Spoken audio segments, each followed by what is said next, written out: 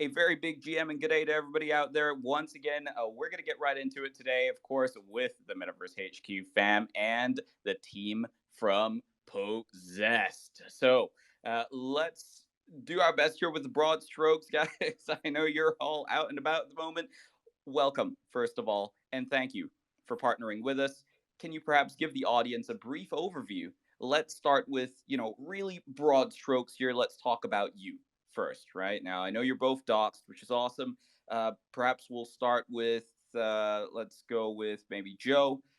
How did you guys meet? How did you land on Possessed as a project? Awesome. Yeah.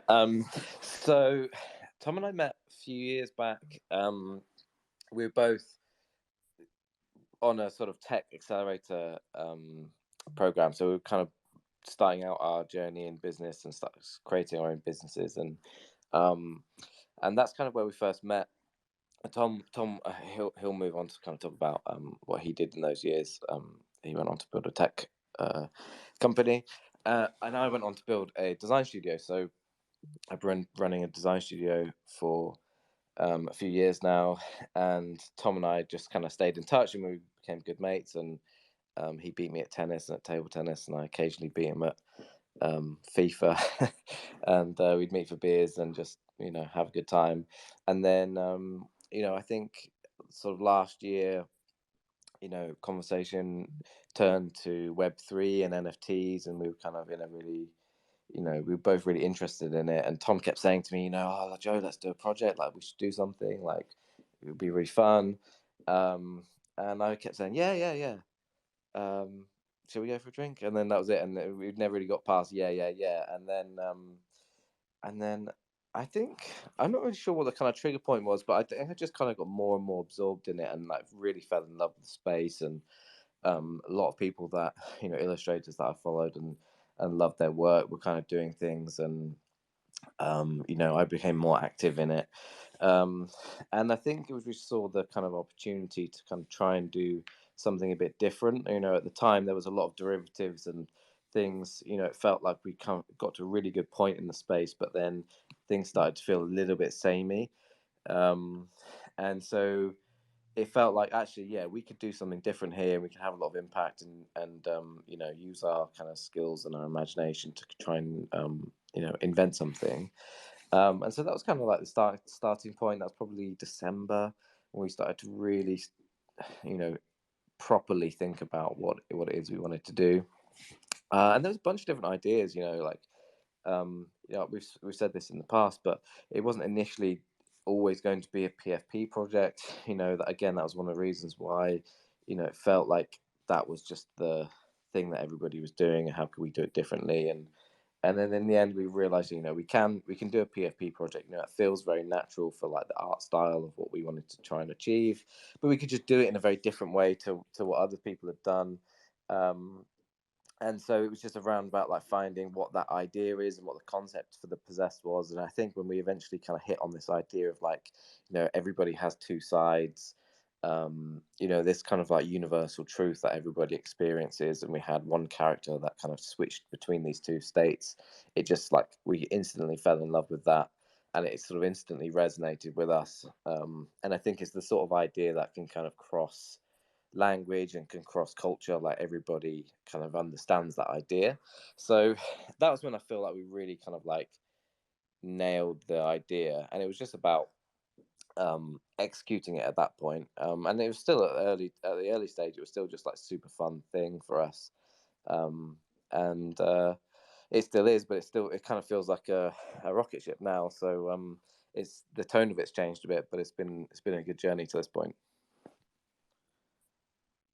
Awesome. And in brief, what about you, Tom? What were you doing in those lost years prior to finding Web3? Good question. So as just said, we kind of met on this startup accelerator, and that was essentially what led me to. I was running a startup for the last like 7 years called Hubble in London, and it was kind of a classic sort of VC-backed startup, and I did everything there from kind of building the initial platform to kind of growing and leading a team of like 50 people across kind of product and design and engineering. And But then kind of, yeah, mid last year, really, I was feeling just a little bit like burnt out by that journey. I kind of like had just been full throttle on that for 7 years, and also just wanted a new challenge as well. Like the startup was in the office space market, and I would never say that was like a passion of mine. So I kind of just took a bit of time off, and the company's still going. My co-founder's running it now, but yeah, I took a bit of time off. Wanted to explore like what I really wanted to do next, and I think Web3 was on my radar. Like a lot of people had owned like Bitcoin and Ethereum for a while, but I hadn't really got deep into kind of DeFi, Web3, NFTs until then. And I think I ended up getting just sucked in like tail end of last year, getting more and more interested by it, just learning incredible amount every single day, and feeling just like super inspired by like what we could do here, and kind of both on the technological side and the artistic side, and also the community side as well. It just felt like really, really, really exciting. And yeah, that kind of, and Joe was on a similar path at the time. Awesome. And you know what? I have to say it's very true. You know, as somebody who's come from the Web2 world as well, Web3 is a paradigm shift. So you two meet at a startup accelerator. A couple of years later, you know, Tom Bugs Joe says, you know what, we got to do it to get some beers. And before you know it, the Possessed was born. How did you, or what inspired the theme of, you know, laboratory experiments running amok, right? Because that's really what's happening here, right? There's an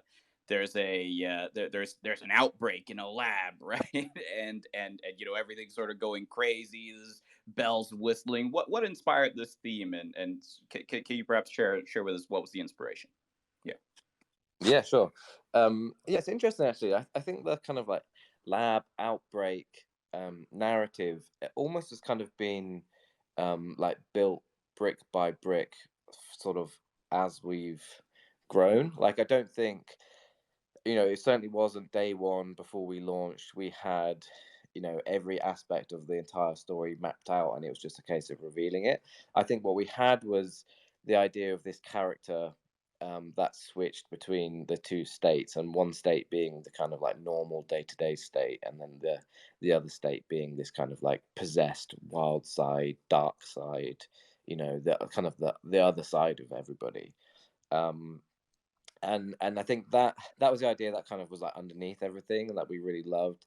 And then I think the kind of more sort of the lore side of it kind of came, yeah, sort of piece by piece. So it was around, you know, how can we wrap this, you know, really lovely, I guess, the mechanic of having two sides in a really lovely story. And so we kind of built this idea of the lab, this sort of mysterious lab that's, you know, enhancing human creativity. And there's, you know, in one of the experiments, there's these side effects, and it's made these, you know, these poor people become possessed. And um you know, I think that has just become like the probably the most fun part of it. And I think what's been really beneficial is, you know, by not having that completely wrapped up and airtight from day one, is meant that we've been able to allow like community integration into that, so that there's ideas in the community that people propose that we like implement, and like we have, you know, chat each week with all the mods and the team, and we kind of throw ideas around, and we kind of like constantly building that universe out. um so, you know, I think for us that there is this kind of world where the possessed live and the lab exists.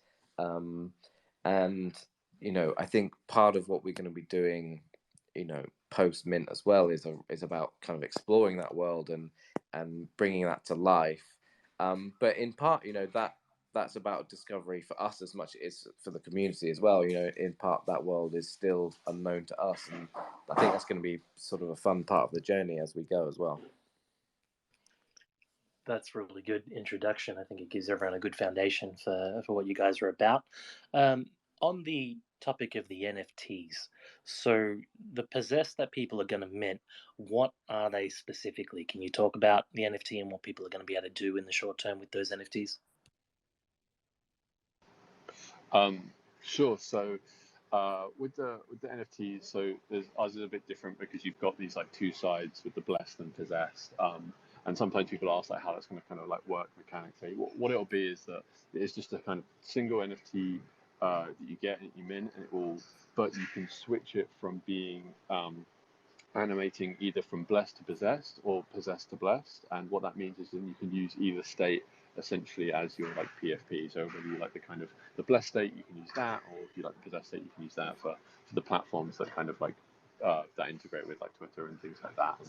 And you'll also have the animation for use on Discord and things too.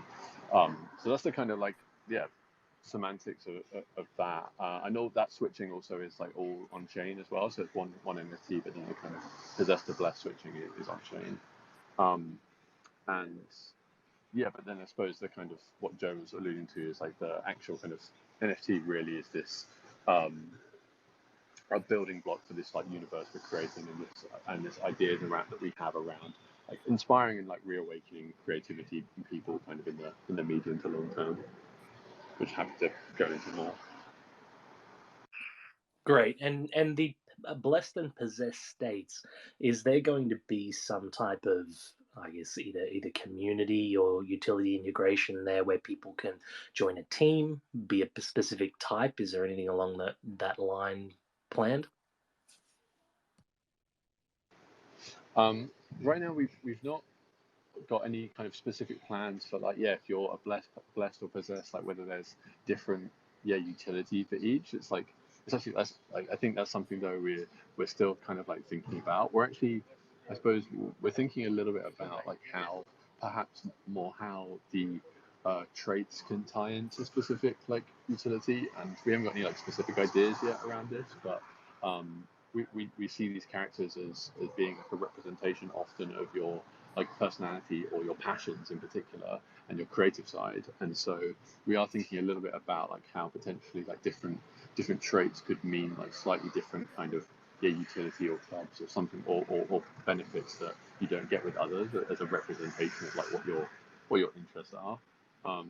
But we haven't quite like nailed that down yet. I think our more broader sense is that this community that we're building is all really about kind of reawakening, inspiring creativity and empowering creativity through people, and that could be anything from kind of like we see creativity as quite like a broad spectrum. It's not just like can you draw, it's like what are your passions, like can you draw, can you make music, can you cook, can you are you like min-maxing on gaming, like isn't there's a whole bunch of things that we see as part of that and that we want to embrace kind of in the medium term with what we're doing.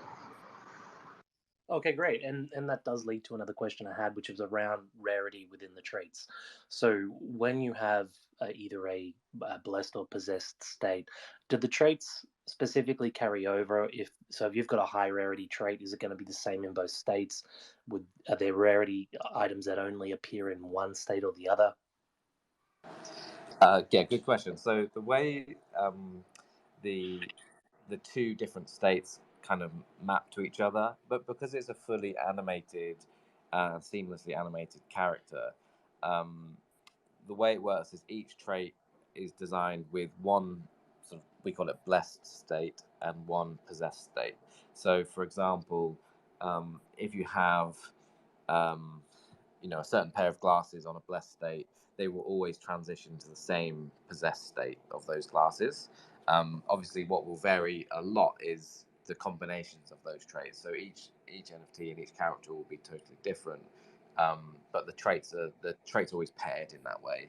And then in terms of rarity, we've been thinking a lot about rarity recently, and we're going to be making some more decisions on that this week. I think we have ways we're going to implement rarity. There's a couple of ideas that are going to be included in the collection. This is going to sound a bit mysterious. We haven't really announced some information yet. There's going to be something included in the collection that will help with rarity as well. But we're also going to try and take a slightly different approach to rarity, I think, than some other projects. But we're still kind of working out exactly how that's going to work out. So we'll probably release more information on that in the next couple of weeks. Right, so people sniping on reveal need to be a bit cautious. Might be some tricks up your sleeve there. Can you now maybe talk a little bit about the art? So where did the inspiration for the art style come from, and sort of what lent you towards the specific line comic style you've taken? Yeah, I mean, to be honest, the art style is something that I've always done. Really, I mean, I kind of tinker and play with lots of different types of illustration styles, just kind of for fun. But this style is sort of inherently my most kind of natural illustration style. It's the sort of style that if I sat down with my laptop and opened up Illustrator and I just kind of almost mindlessly did something, this is the type of style I would use.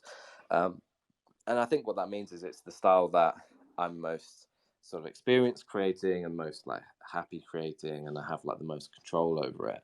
And I think we didn't really think too carefully about like how that played into space. I think it just was a natural fit. You know, it felt like a relatively good extension of some of the things that people are familiar with in the space. So it wasn't going to be a complete U-turn in that sense. I think some familiarity is good, but equally, I think it was different enough that we could create our own space within it. And I think with my illustrations, they've always been there's always been a slightly kind of sinister feel to them. There's always kind of brains hanging out, or axes being thrown, or just kind of like that. That's the thing that I go to most for whatever reason. I think that's kind of was the trigger point really for having the two sides of those characters.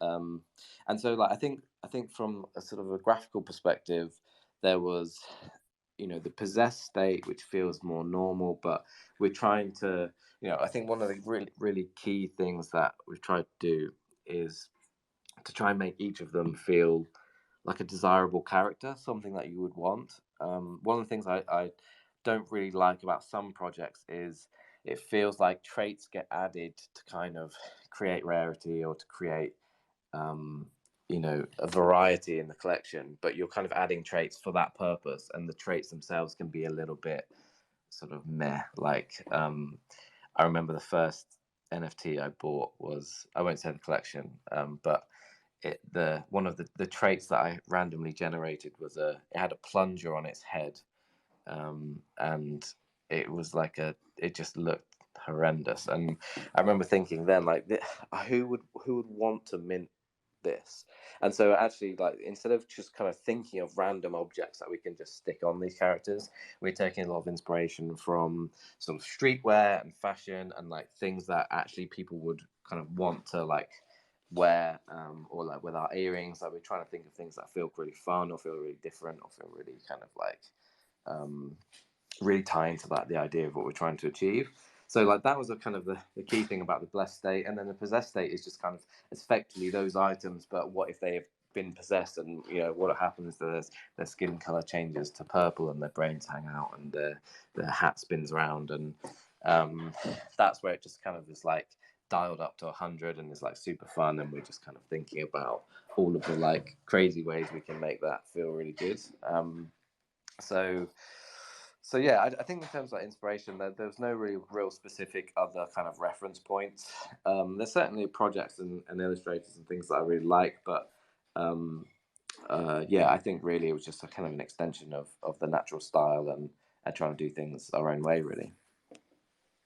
I like it. I like it. There's just so much thought put into both possessed and blessed states. Hey, Mick, are you going to be possessed gang or blessed gang? What do you reckon? Ooh, it's a hard call, man. Like I think possessed is me after about 6 Stellas, and That's true. we'll That's see. true. Amazing. Yeah. Well, we'll see. You're right. You're right, and I actually really like that. So after 6 Stellas, then Mick, we can swap your NFT, right? So it shows possessed on Twitter as well instead of blessed. I like it. I like it. Anyway, let's move along and let's get into the roadmap here, and let's start talking a little about utility, because there's scant detail available, and I suspect that's intentional on the part of yourselves, Tom and Joe. So on the website, utilities mentioned in relation to creativity enhancing, future experiments, right? You allude to, more experiments coming out of the lab. Can you perhaps share a little bit, give us a little bit of a taste here, a little bit of alpha on what these experiments perhaps might be? Go, do you want to tell this one? You're normally good at explaining that. Yeah, sure. The way we kind of think about the future stuff is in two parts. So there's sort of, I guess, as a project and as a brand and as a business, there are kind of like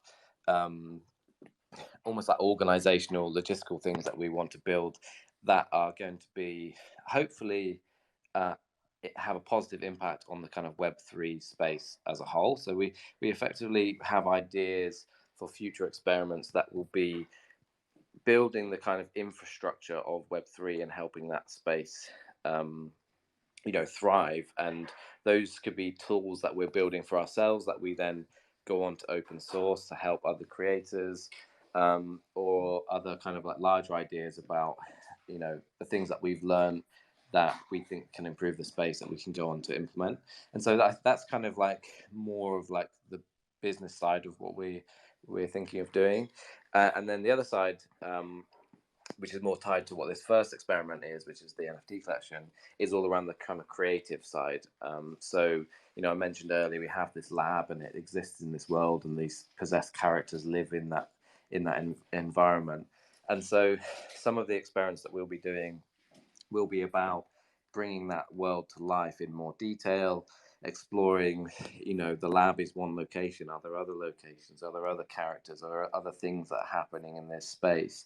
So to kind of use a kind of outrageously grand example, we look at something like a Marvel where you might watch one film or you might interact with one character, but there's this whole other universe, there's this whole other story that's playing out, and eventually those dots get connected. So that's what we'll be doing post mint, and we're kind of being a little bit vague on that, in part because we want to take our time and make sure that everything that we do is as really high quality and as great as we can do, and also that we want to keep our cards a little bit close to our chest, because there's probably a couple of ideas that are front runners, but nothing's absolutely locked in stone yet. So our focus right now is, let's make this collection as top tier, high quality as we possibly can. Let's nail the execution. Let's nail the mint.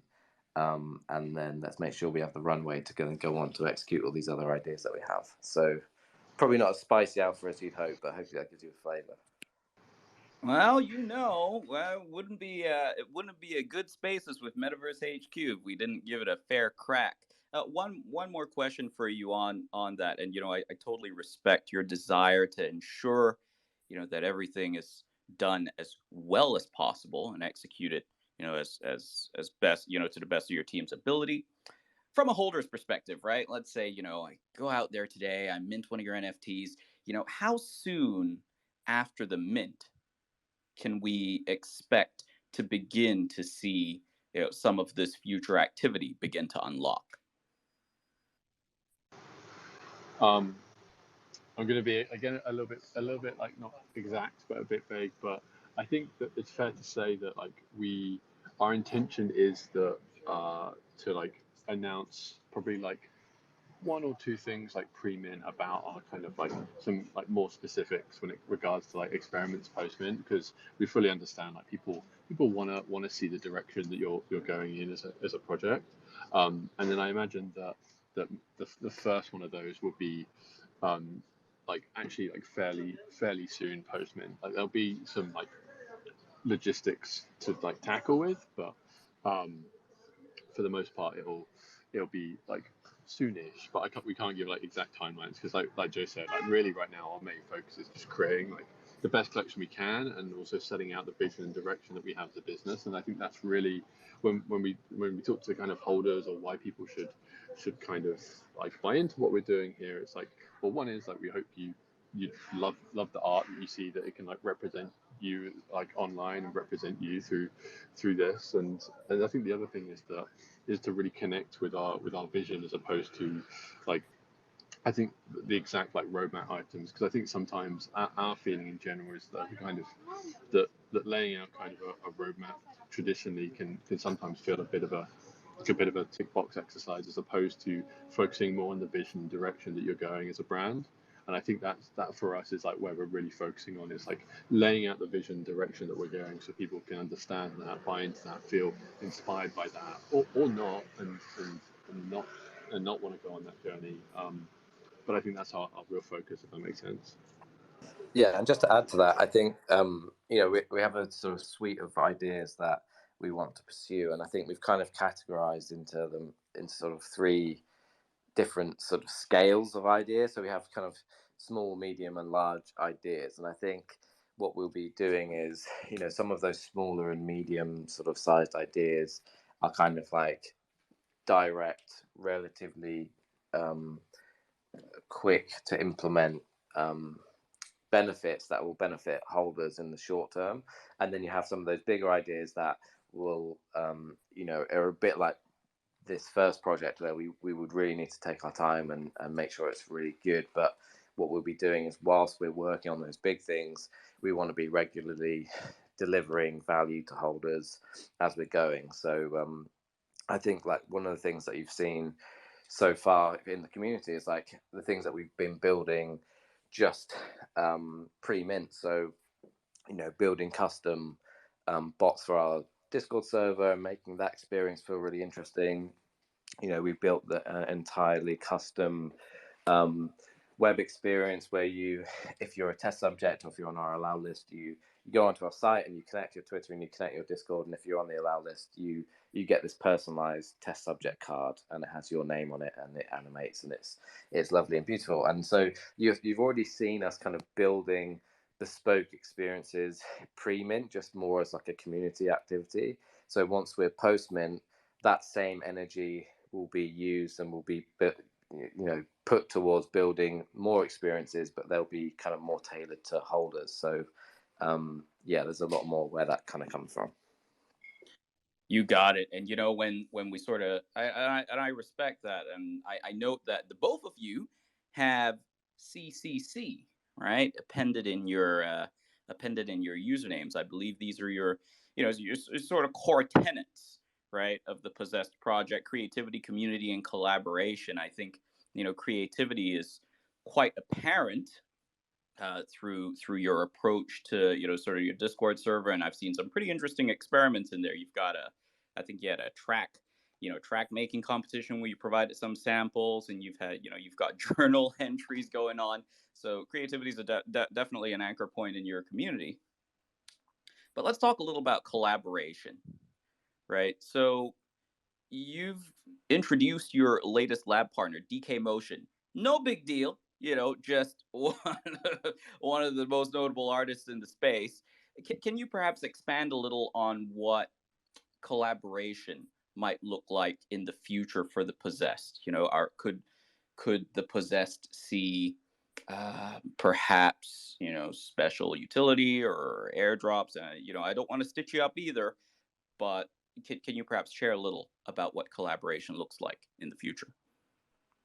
Yeah, I think like for us, collaboration is about when more than one thing comes together and creates something like greater than the sum of its parts. There's like huge value and possibility when minds come together, and I think that's one of the reasons why it's like so central to what we want to do. And I think that comes to life in like multiple ways. So that could be collaborations with artists in the Web3 space. That could be collaborations with brands in sort of more of a Web2 environment.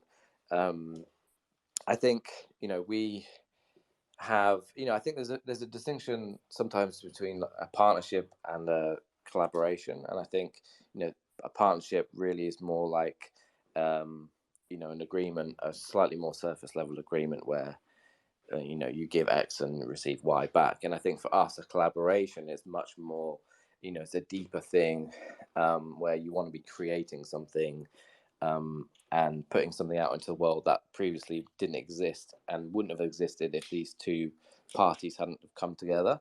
So there are plans in place for some very collaborative things post mint.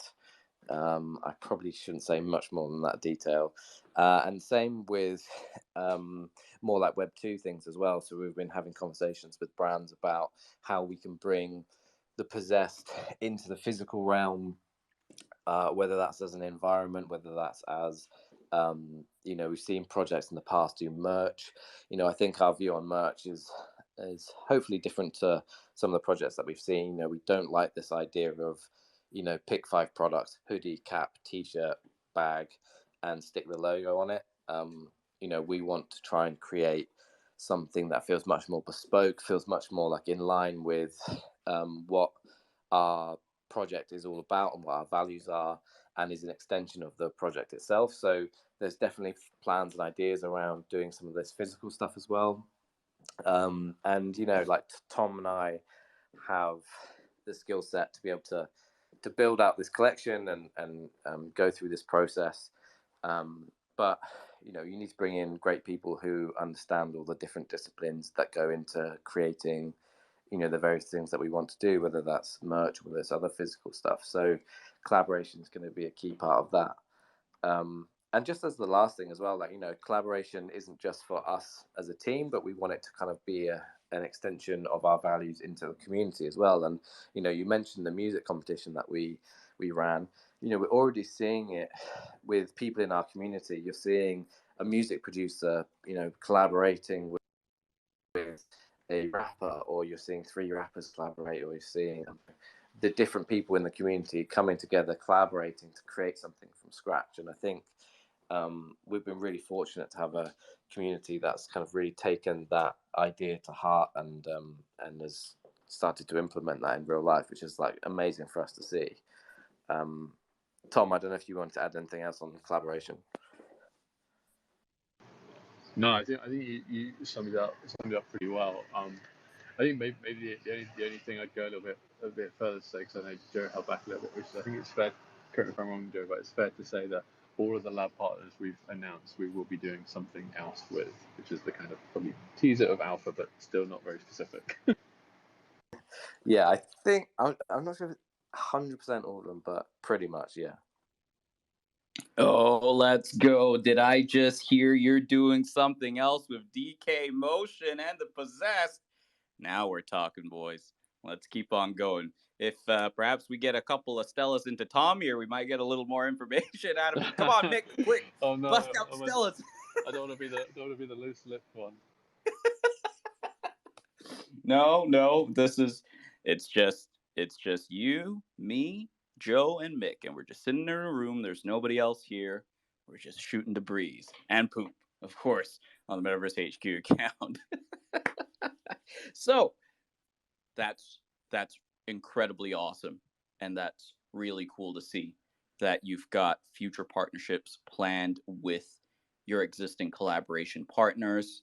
Let's go back to another of your core tenets here, which was community, and sort of just how is the intent, I suppose, long term, when you sort of think, maybe 2-3 years down the line.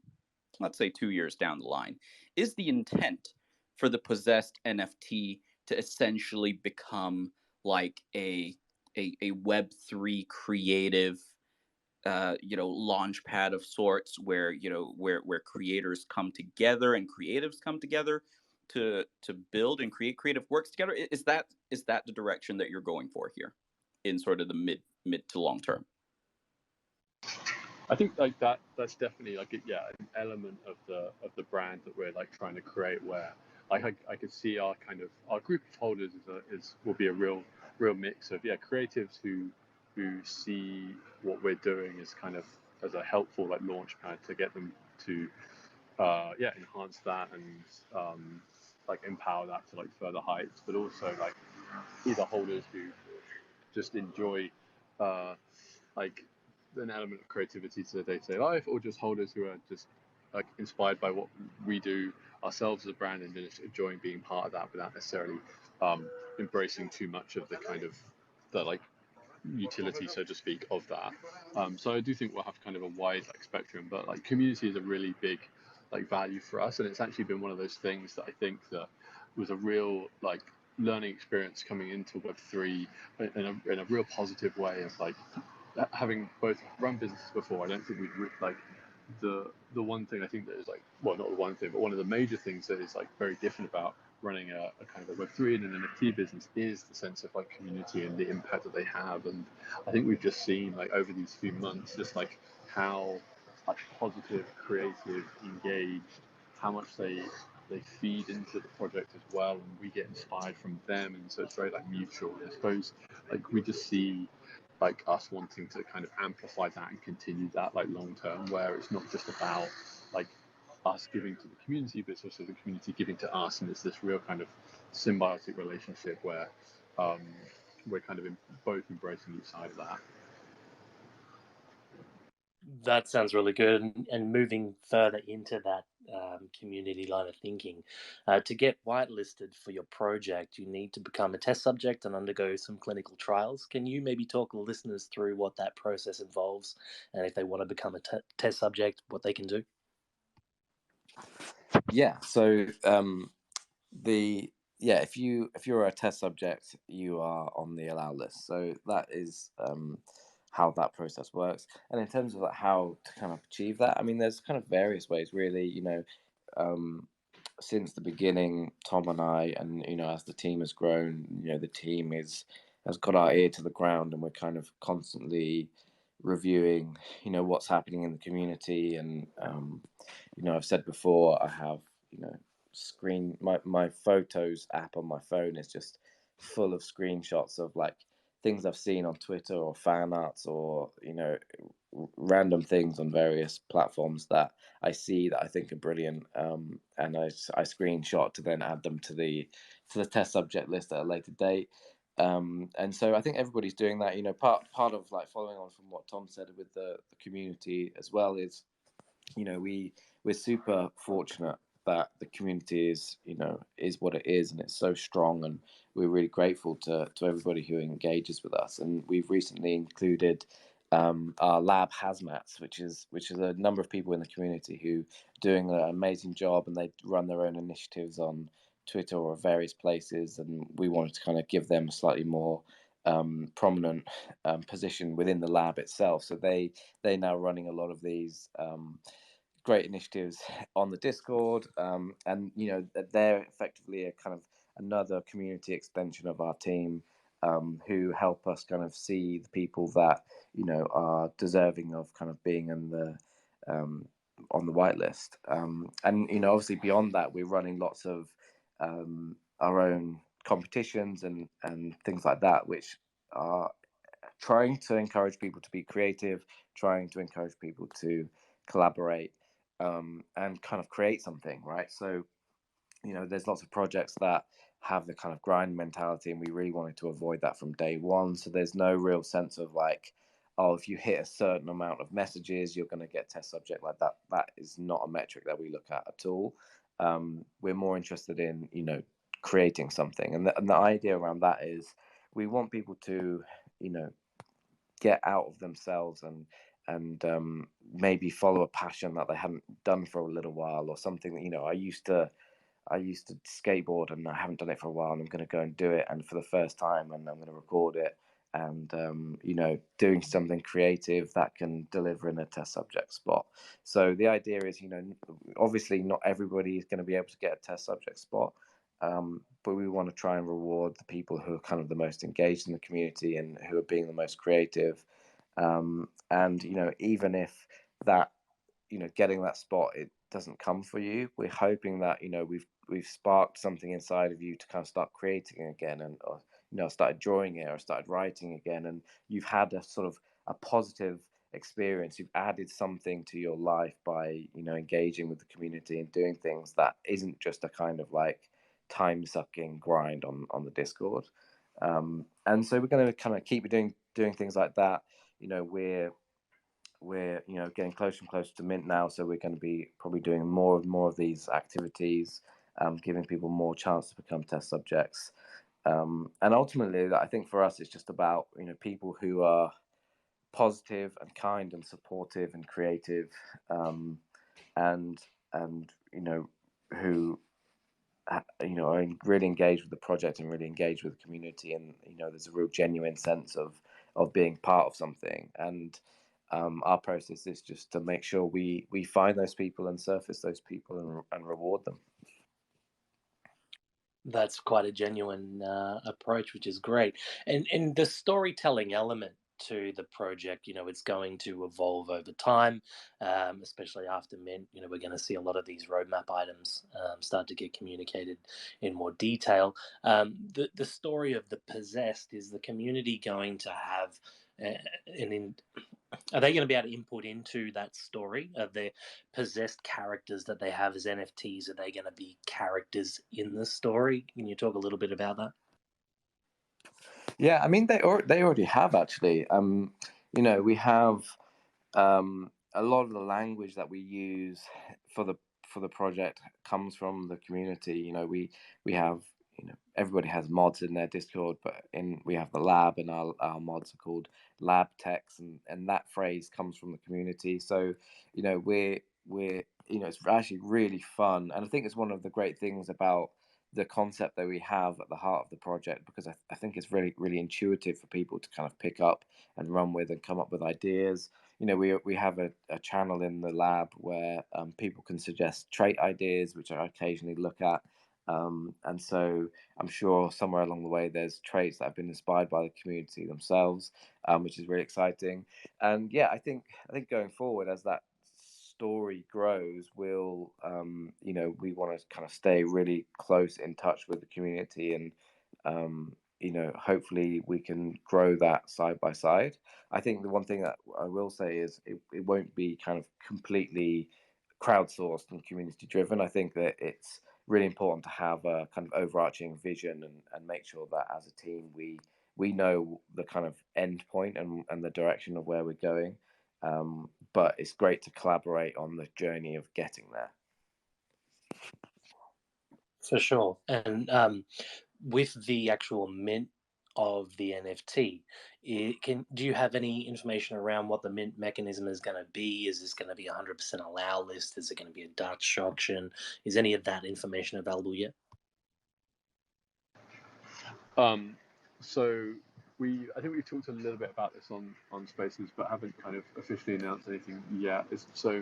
There will be an element of the mint that will be public, albeit it's going to be I think it's fair to say it's going to be like a minority of the mint. So the majority will be allow list, and the public thing, we're still figuring out the mechanics of that. I think that's what we're really trying to do, though, is make it so that it's not a something where you've got to, where it's like a gas war, or you've got to be the first to enter to have like the highest chance of winning. So I think that's just as a mechanic, we're just like super conscious that is, we don't feel like that's a healthy like mechanic for the space, where it's like the first, like you're staying up till kind of 4 a.m. to mint something so you've got a chance, or that you're like paying the highest gas, and of course that kind of results in bots and things like that. So I think we haven't officially announced anything. We will soon, but we're trying to design something that is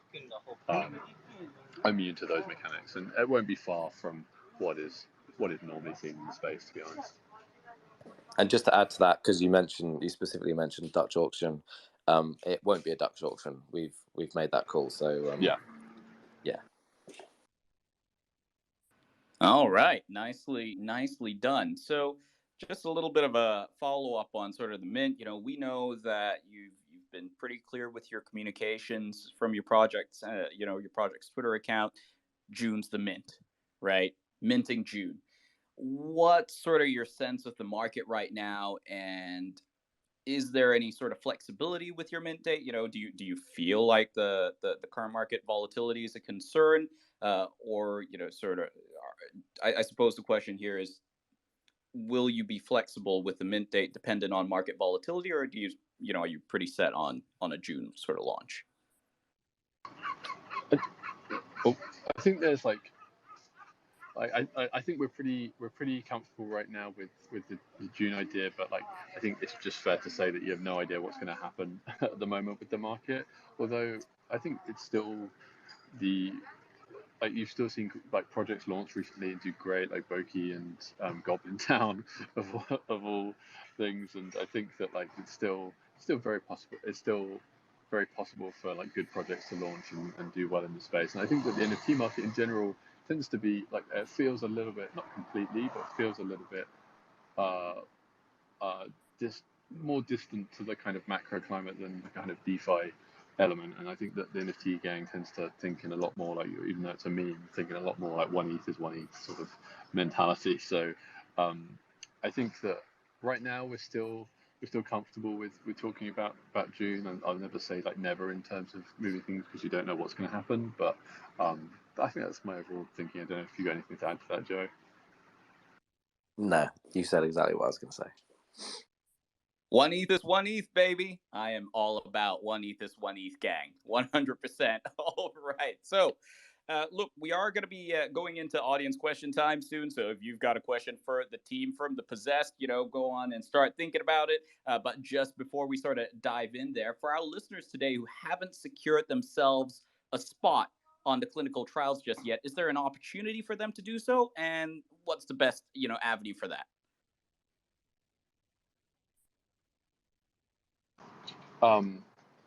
Yeah, so there's definitely still opportunities to do so. We've still got lots of space on our like allow list still, and I think over this next few weeks we're really going to be like ramping up kind of additions to that, and while still trying our best to kind of maintain like quality and engagement and things.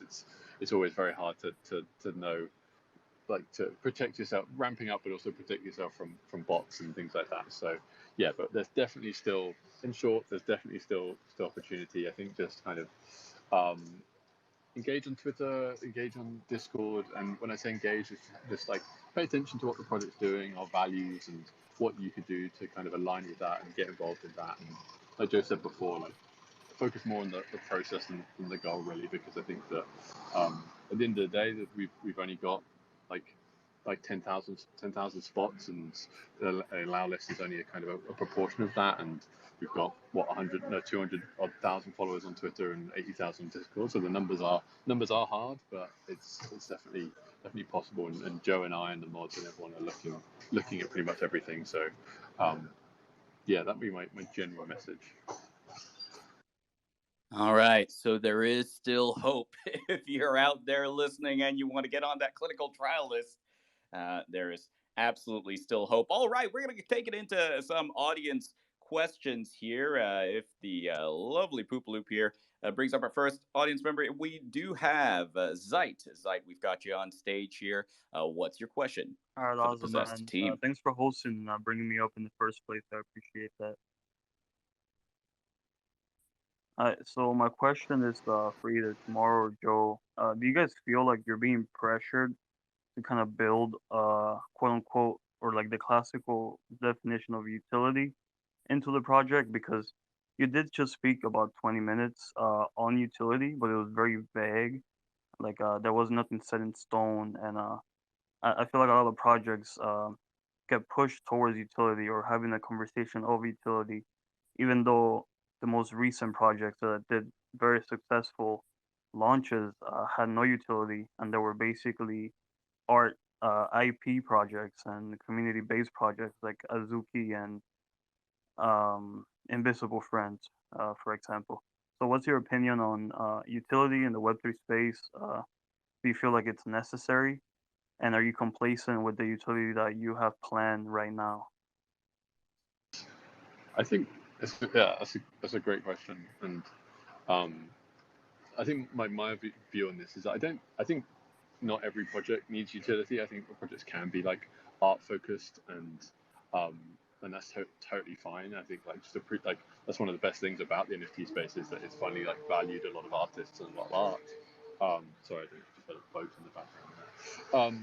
But I think that with us, what's important for us, and I think the reason why we stayed vague is that at the end of the day, we are building a brand, and we are wanting to kind of do more things like long term. But the reason we stayed vague is that we're not going to be pressured into finalizing that like utilities now, or those checkboxes now, that sometimes a project can feel kind of like boxed into. I think that's why our focus really is on the vision for the brand, and with a couple of kind of like teased experiments here and there, but we really want to focus on that. And I think it's also just like especially important because Joe and I both come from the Web2 space and both kind of built businesses, that we kind of know that from a product roadmap and a roadmap perspective, that you can have intentions and you can have a mission, but often like roadmaps can be wrong because either the market changes or your community wants something different, and if you're not careful, you kind of get boxed into committing to something and you don't have all of the information.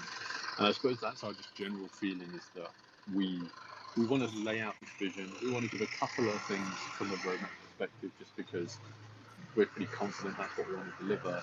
But we don't want to give too much because we want that flexibility to listen to the community and what they want, and we want that flexibility to also still be creative, because I think that's why people are going to buy into this, because they've seen how creative we can be and what we can do with this universe. So it's a bit of a long-winded answer, Joe. I don't know if you got anything to add on that.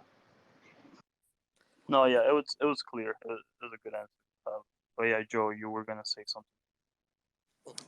Yeah, just to kind of reiterate what Tom said, really, I think he covered most of those points. But I think, yeah, I mean, one thing that I think we found running businesses in the past is, if you say today exactly what the business is going to look like in a year from now or 2 years from now, you're going to be wrong 100% of the time. Just because, day to day, as you build new things, as you scale new things, things change and new opportunities arise. And I think sometimes a roadmap for projects is a bit of a comfort blanket, and it's like, look, we are going to do things, and we're going to do A, B, and C, and then it's just a sort of like procedural process of ticking those things off. And I think, like Tom said, like, we do have these ideas and we do have these things that we want to implement, but we want to also approach them in the same way that we've approached this project, which is, we haven't kind of blitzed through the art and generated it and minted within a month. We've taken our time. We're taking our time building the community and building the art and making sure the mint process is going to go smoothly. And so we want to make sure that the ideas that we do have feel very natural to us and they feel like extensions of our values. But we also make sure that we announce them and build them in the right way, and we give them the attention they need to kind of be really high quality. I don't think, one thing that we definitely won't do is rush something out for the sake of offering utility if we don't think it's quite ready. I think hopefully what we have right now, with the community, is we've built a sense of trust and we've built a sense of patience that we've demonstrated over a period of time that we will continue to build and deliver and create new things, and that's going to happen post mint as well. Awesome. Incredibly cool answer. And again, thank you very much, Zyke, for the question. Next audience member up on stage. We have Big Zuka Doncic, or Big LaFleur. We have got you on the stage. Go ahead and unmute and ask your question for the team. Hey, how's it going? I want to ask, as far as like all these projects pushing, their release dates back or mint day back, um, does that has any effect on your mint or how you plan on releasing the project?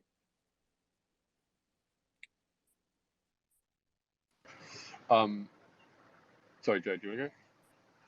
Yeah, it's just following on from Tom. You answered a similar question a little bit earlier. I think at the moment, we, from a time frame perspective, we're not planning on changing anything. But like Tom said, I think everything can change day to day, so we'll keep that in mind. But from our perspective, we've prepared as well as we possibly can from our side in terms of like building the project in the best way possible.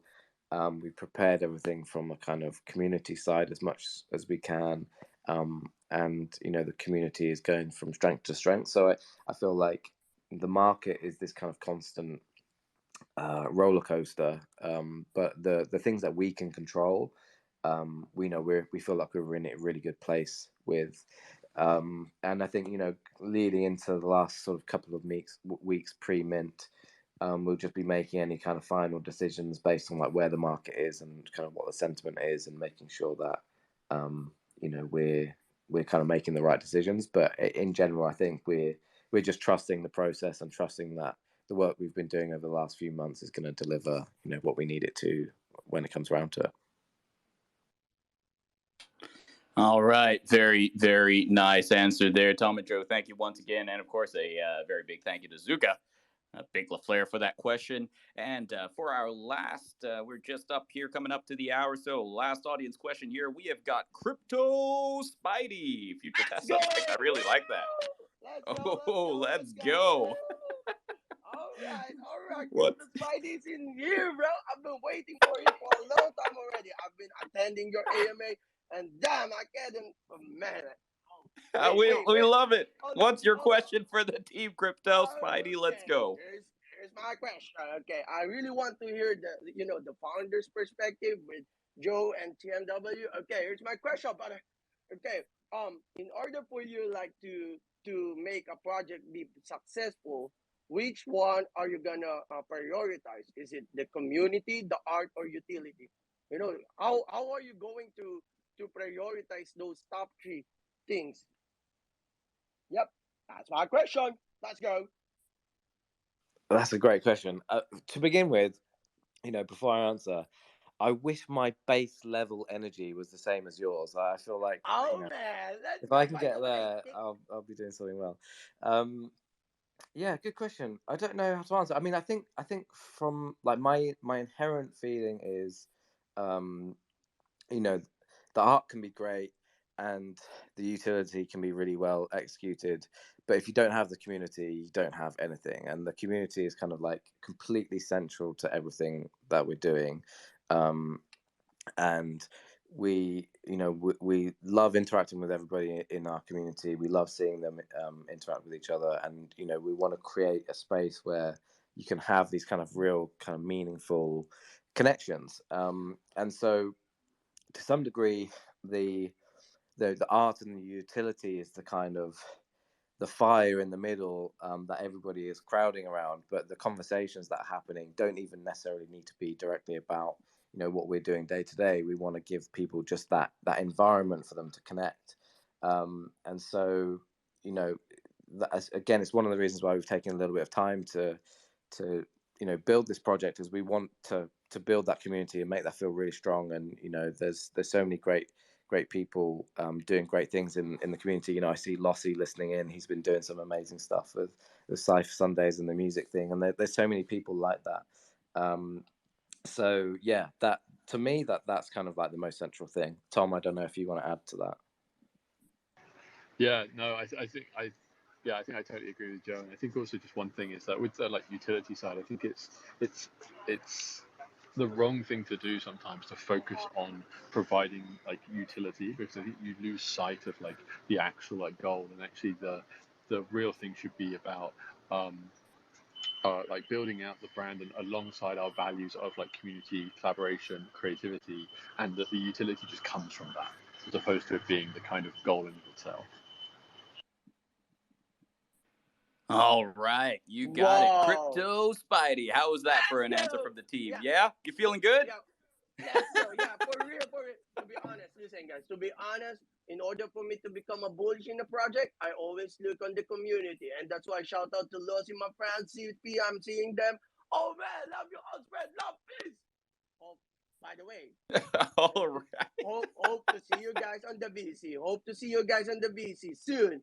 I am not yet test subject, but I'm manifesting it. Love you all. Spread love. Peace. All right. Oh, Peace out, Crypto Spidey.